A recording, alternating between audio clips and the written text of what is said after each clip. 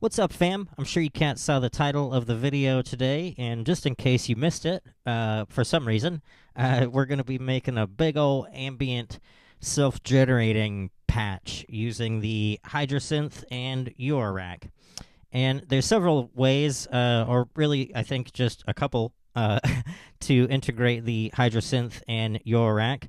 The most obvious one, I guess, here is just to take the pitch output into the volt per octave into some kind of oscillator, and the gate output from the Hydrasynth into the gate input of the oscillator. And this is a full synth voice. Obviously, if you're going to use a not full synth voice, you would follow the normal conventional synth path or not. But in this case, we kind of are. And, you know,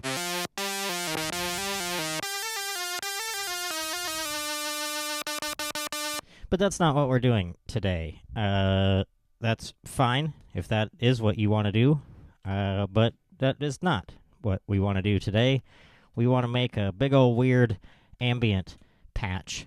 And to do this, what we're going to be doing basically is a technique where we're going to be using the LFOs, LFO 3 and 4 of the Hydrasynth to modulate the pitch of the oscillators of the Hydrasynth.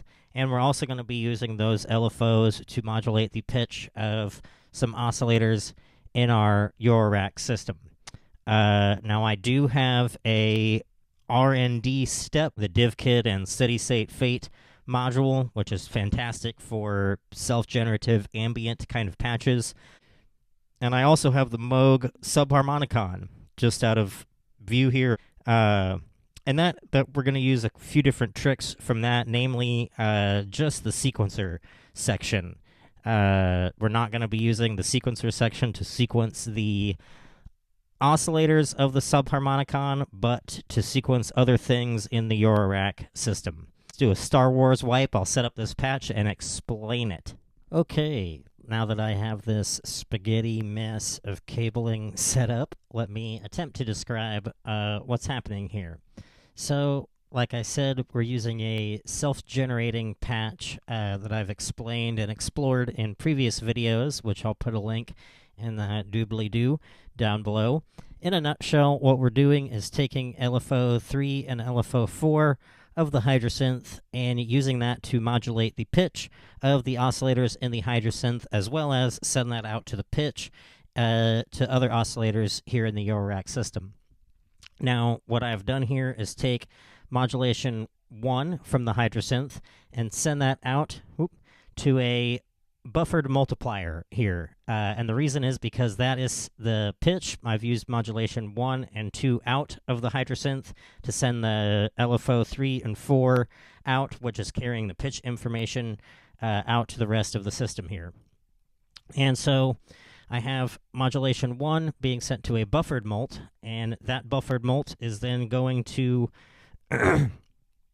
two separate inputs on the DivKit R&D step, which is sampling those pitches, and it is sampling them based on a clock input that's coming from the subharmonicon. The clock output from the Hydrasynth is going to the clock input of the subharmonicon here, and the sequencer clock outs, or the clock divider outputs, are going into a logic circuit, and the multiple outputs of the logic circuit are going out to events here in the carve to trigger the carve, and to sample the sample input, rather, for the R&D step, the 3 channels on the R&D step.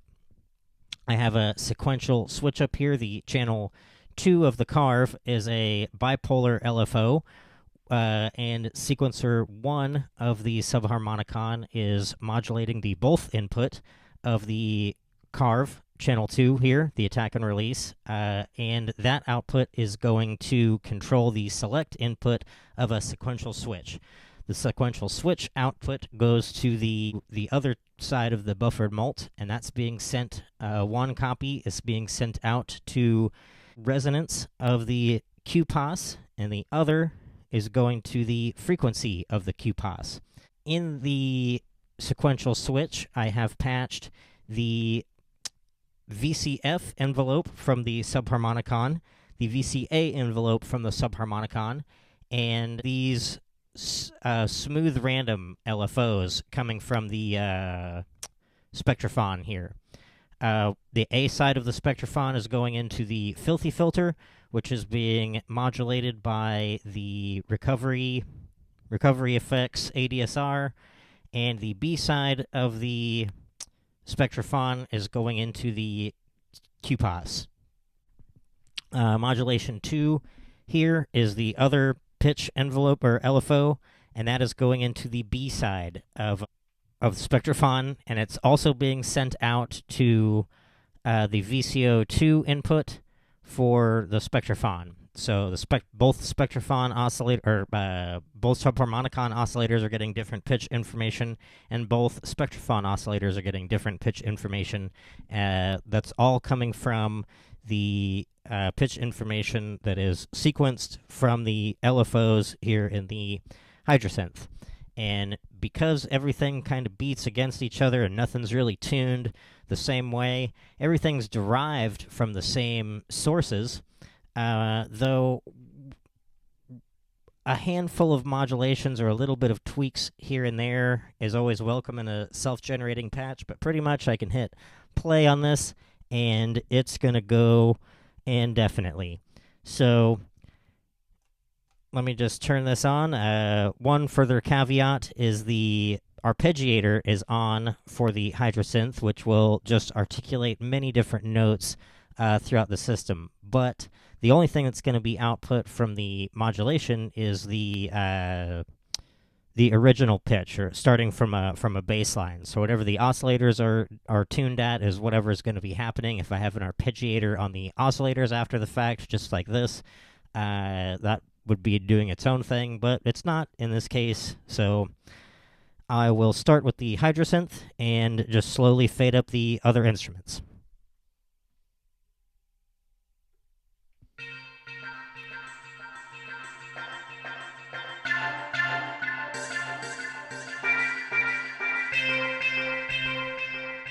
That's the Hydrasynth.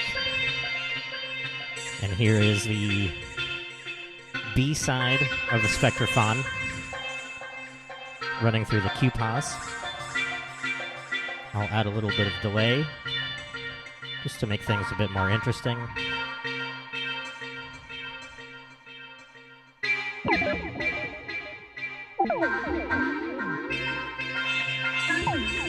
Ooh.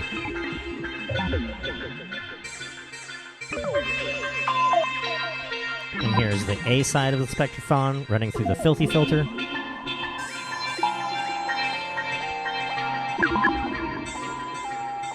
I should mention that the QPOS is monitoring the low-pass output, and the filthy filter is monitoring the high-pass output. And here's the output from the subharmonicon.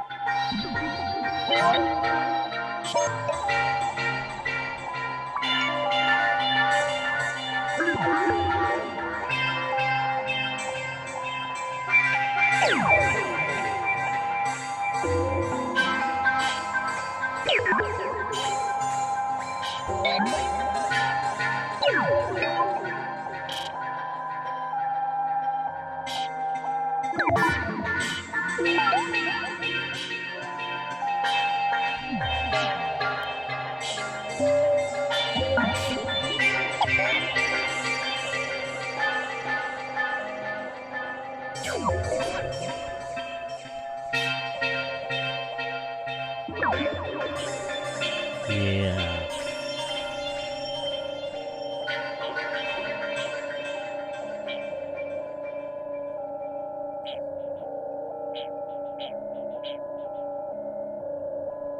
I could listen to that all day and night, and sometimes I do. But today is not one of those days, and this video is not going to turn into one of those 2.5 hour long YouTube ambient things. Uh, the Hydrasynth is well capable on its own, and Eurorack is more than capable on its own.